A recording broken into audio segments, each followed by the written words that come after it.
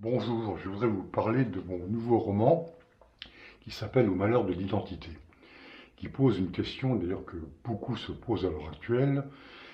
Qu'est-ce qu'un Français?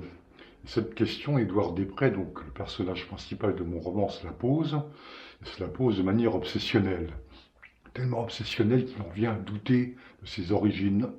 C'est un homme qui vit donc avant-guerre, dans l'entre-deux-guerres. Il a été marqué par une éducation très conservatrice, bon, très fermé, un milieu social très fermé, très bourgeois.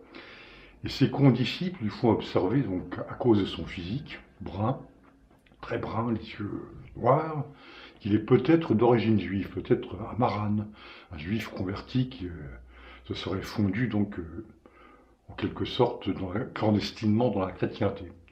Cela va l'obséder, cela va le déstabiliser durablement au point de s'engager donc pendant la guerre dans la collaboration. Dans la collaboration pour se rassurer, pour se sécuriser, par idéologie également, aussi par adhésion donc à l'idéologie collaborationniste et vichiste.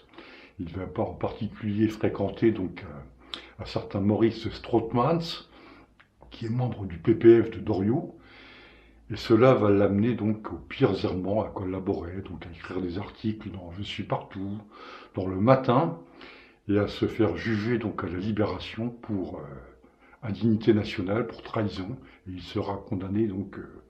Et j'essaye de décrire dans le roman donc son procès également, son avant-guerre, donc qui s'appelle l'avant-guerre d'Édouard Després, et son procès, c'est-à-dire plus exactement ses auditions face à un juge d'instruction qui s'appelle Maurice Nordman, qui tente de comprendre malgré lui donc les motifs de cette collaboration. Donc ça s'appelle Au malheur de l'identité et c'est publié aux éditions BOD, auteur Stéphane Bray.